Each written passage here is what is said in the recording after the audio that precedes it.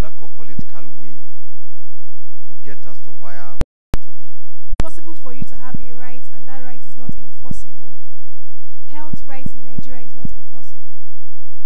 Although it's provided for in the Constitution that every person has a right to adequate medical facilities, by virtue of Section 66C of the Constitution, you cannot go to court to say, oh, my right to health has been breached. So you have foundational issues you have to deal with. And because this issue has not been dealt with, that's why health is not prioritized. You come here and you're begging, government should do this, government should do that. But when something is your right, you don't have to beg. Okay?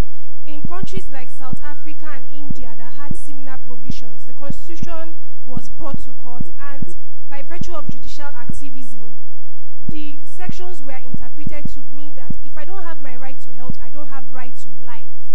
Nigeria is yet to do that. So until you solve these basic issues, you can't, it's as if we're talking yet again. There are some things we have to resolve. So as much as you need media, as much as you need other sectors, you need the legal sector too, importantly. Thank you. Absolutely.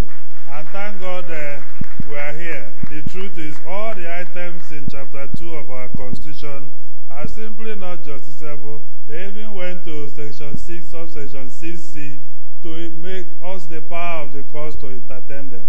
I think we need you to make this happen. Number 2.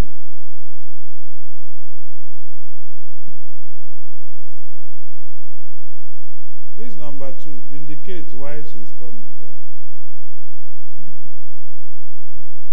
Good afternoon, distinguished ladies and gentlemen. I stand on all existing protocols. I'm Tony Okweliero, mental health advocate. We are talking about national health dialogue, health for all. And we know health encompasses both the physical and mental health. And mental health is an area that has constantly been ignored. And I just wanted to find out from the media what you are looking to do in promoting mental health generally, not just mental illness. I mean, I want to commend the cancer survivors that came out today. 3 years ago, we had a conference in Lagos. The World Mental Health Day is on 10th of October every year. The theme that year was about schizophrenia.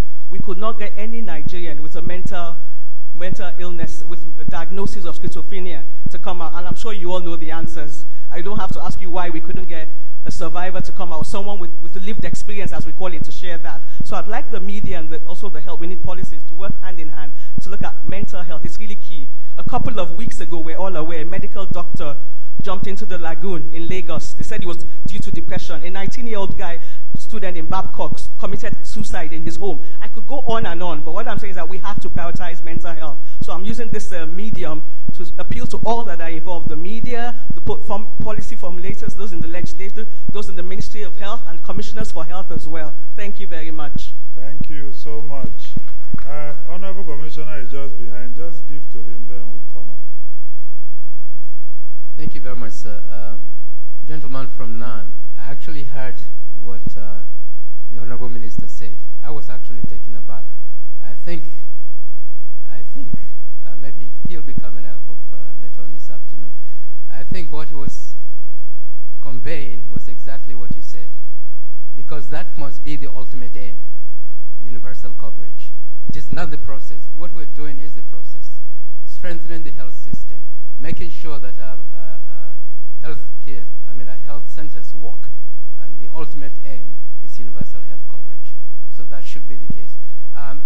Dr. Nsofo, I'll be glad to know the methodology and the demographics of that survey that you did that said 92% of Nigerians are willing to pay. The reason I'm saying this is I was privileged 12, 13 years ago, before the NHIS started, to have been on a committee that was led by the then head of service, Babad Yayale. And I was representing the chief medical directors in the country. And we had a struggle with the union, trade unions, about starting health insurance. There was so much resistance at that time. But I'm glad to say that the committee we have, which is broad-based now in Nasarawa State, the representative of the trade unions were open to it, saying, come on, let's get on with it. But I would like to know, because I'm saying this because I come from a state that I think we still need a lot of mobilization. Because when you go through a certain experience, it makes a difference in terms of your passion and